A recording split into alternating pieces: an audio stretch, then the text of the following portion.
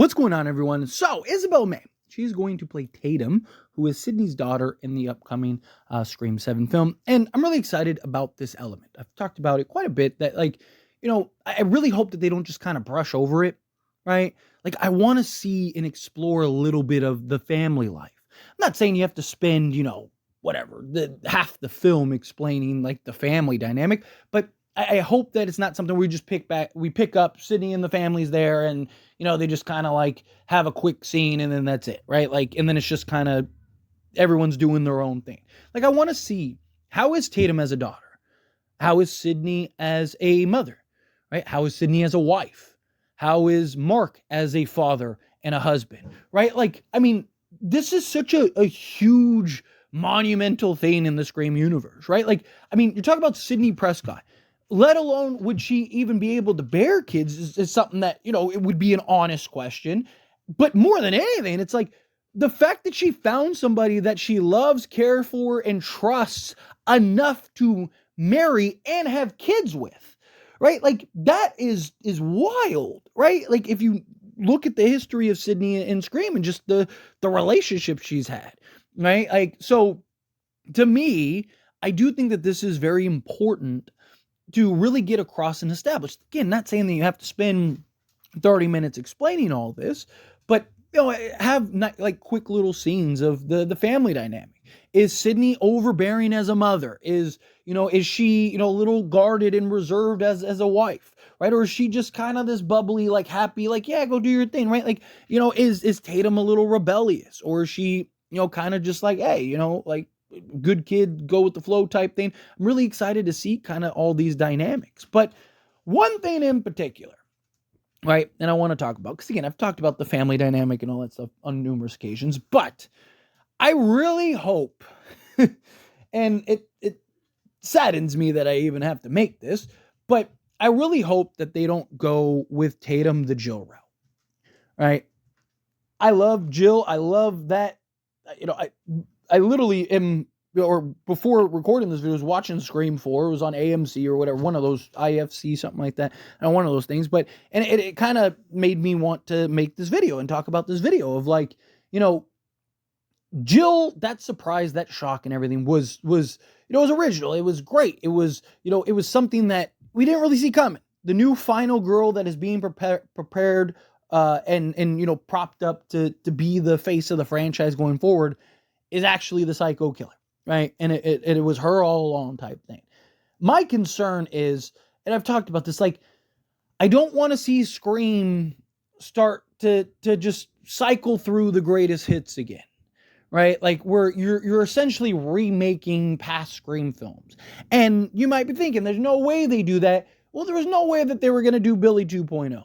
Okay, maybe, okay, well, that's just one, right? Okay, well, there's no way they're going to do Mrs. Loomis 2.0. Right? The last two movies have been basically just rewrites of the original Scream films. And I don't want to see that happen again. I am somebody that wants to move off of Sydney, and I've been very open about that. And it's not because I don't love Sydney. I grew up with Sydney.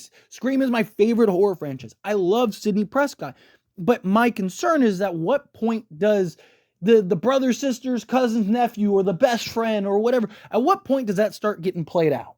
At what point, like, I've talked about, you don't need an explanation for Ghostface to want to kill Sydney, right? Why does Ghostface want to kill Sydney? Because it's Sidney Prescott. Every person that puts on the Ghostface costume wants to take out Sidney Prescott. But how many of those people are somebody that is close to her?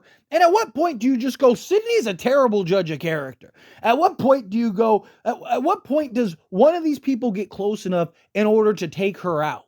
At what point does Ghostface just get lucky, right? Like, because she just thinks that, oh, this is my bestie and everything's good, and then just lure them to their death. Like, at some point, it starts to become a little ridiculous, right? And so I've talked about, look, I understand after the Sam situation or the Melissa Burr situation, yeah, the safest bet is to go with Sydney. Fine, no problem. I'm all in. I'm bought in. I'm on board. Let's do this. I'm actually excited for it, right? But that doesn't mean we need to again, go through a former past greatest hit, right? I don't want to see the daughter be the killer or the husband be the killer. It's like, why after all this time now you're finally being the killer?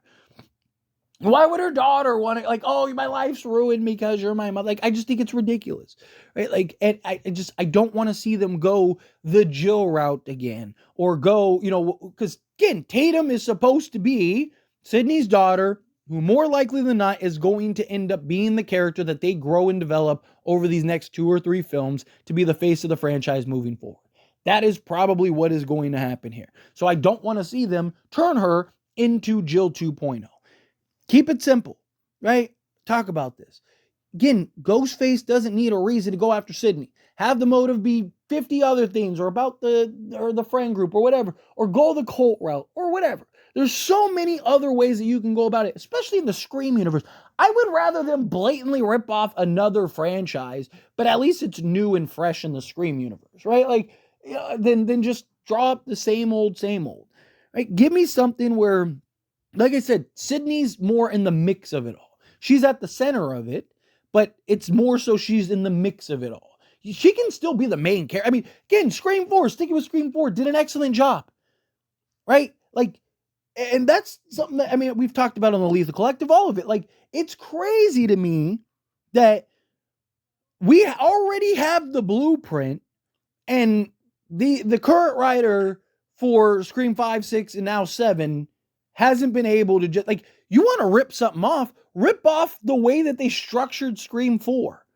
Right? Like, Scream 4 is flawed. I have, my issues with Scream 4, but they did an excellent job of developing and building the new characters, integrating the OGs with the new characters, propping up your new final girl, and then the twist at the end is that she's the killer.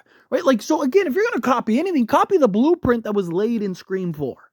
Right? Like, to me, again, Sidney wasn't the main focus, but she was in the mix of it. She was the main character by being in the whirlwind of it all, right? Jill was the one that you're following as what is supposed to be the main protagonist, and the one that Ghostface is supposedly after, and all that stuff, right? Like, they did a great job of integrating Sidney and still having her maintain as the main focus and character without her being, the only thing that Ghostface is necessarily going after, right? Ghostface wanted her to alive. They wanted her to see it, right? I mean, Ghostface literally has a line where he talks about how, hey, you think you're important, you think you're the final girl still, or, I'm paraphrasing, but, you're not, right? Like, you're old, you're irrelevant, right? Like, you can build this with Tatum, propel her into, like, I mean, again, look at the Halloween trilogy. I've talked about that a lot. I'm not a fan of Halloween Kills and Ends, but